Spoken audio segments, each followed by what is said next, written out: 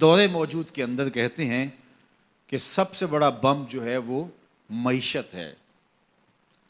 کسی قوم کی اگر معیشت کمزور ہو گئی، اقتصادی حالت پتلی ہو گئی،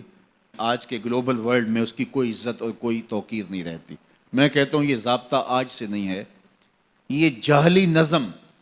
جو موجودہ مہذب دنیا کے اندر یہ جو جاہلی قانون اور ضابطہ ہے، یہ جاہلیت کے زمانے سے لے کے آج تک ہمیشہ کار فرما رہا ہے کہ جس کے پاس 4 ٹگے ہوتے ہیں اس کی بات بھی غور سے سنی جاتی ہے، اور جس کے پاس دولت نہیں ہوتی اس کی سمجھداری پر مشتمل باتوں کو بھی حفوات کہہ کے رد کر دیا جاتا ہے۔ اور اگر آپ کے گھر میں دانے ہیں تو آپ کے کملے بھی سیانے ہیں، اور اگر آپ کے پاس کچھ نہیں ہے اور آپ فصاحت و بلاغت کے امام ہیں تو آپ کی بات کی کوئی اہمیت نہیں ہے۔ عربی کا ایک شعر ہے کہ فصاحت و صحبان و خط و ابن مکلا و حکمت و لقمان و زہد و ابن ادہمی اذا اجتمعت فی المرء والمرء مفلس فلیس لہ قدر بمقدار درہمی۔ صحبان جیسی فصاحت ہو، ابن مکلا جیسا خط ہو، ابراہیم ادہم جیسا زہد ہو، اور لقمان جیسی حکمت ہو، اور یہ ساری چیزیں ایک وجود میں جمع کر دی جائیں، یہ ساری خوبیاں ایک شخص میں جمع ہوں، والمرء مفلس، لیکن وہ شخص ہو غریب،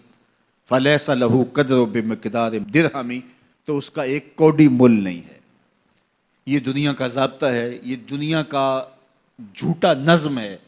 اور شروع سے آج تک یہ قانون دنیا کا اندھا قانون کار فرما ہے۔ تو اگر آپ کے پاس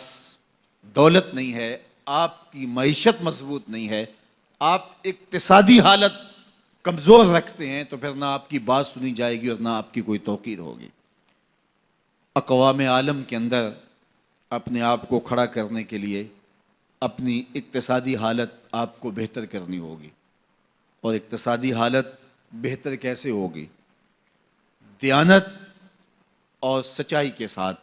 اگر آپ بڑھیں گے تو آپ کو رستے نصیب ہوتے چلے جائیں گے، اللہ آپ کی مدد کرے گا، اللہ آپ کی نصرت کرے گا۔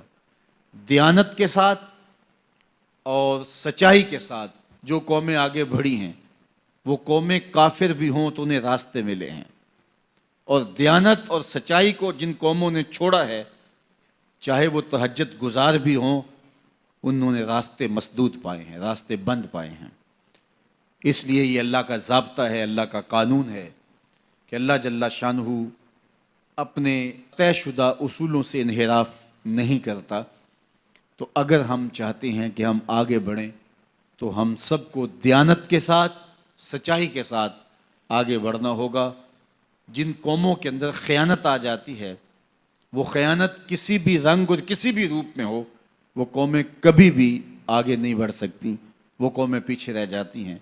اور جو قومیں سچ کی بجائے جھوٹ کو فن سمجھ لیتی ہیں اور وتیرہ بنا لیتی ہیں، وہ قومیں بھی برباد ہو جاتی ہیں اور اپنی عزت کھو دیتی ہیں۔ آج دنیا کے اندر اگر ہم نے عزت کو حاصل کرنا ہے تو ہمیں دیانت اور سچ کو تھامنا پڑے گا۔ میں یہاں بیٹھ کے یہ بات کر رہا ہوں، میری بات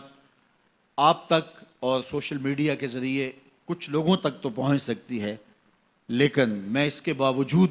یہ بات اس لیے کر رہا ہوں، کم از کم جو میرے حصے کا کام ہے اس سے تو میں عہدہ برا ہو سکوں، اور آپ بھی اپنے حصے کے کام سے کبھی بھی غافل نہ ہوں۔ آج ایک مزدور جو 8 گھنٹے کام کرتا ہے، اس کے سر پہ مالک کھڑا نہ ہو تو وہ خیانت کرے، تو اسے سوچنا چاہیے کہ اس نے اللہ کو جواب دینا ہے، اور اس کی کمائی میں کبھی بھی برکت نہیں ہو سکتی۔ تو جو جہاں کھڑا ہے، چاہے وہ مزدور ہے، چاہے وہ سرمایہ دار ہے، تو اس کو خیانت اور جھوٹ کے ساتھ آگے نہیں بڑھنا ہوگا، بلکہ اس کو دیانت اور سچائی کے ساتھ آگے بڑھنا ہوگا۔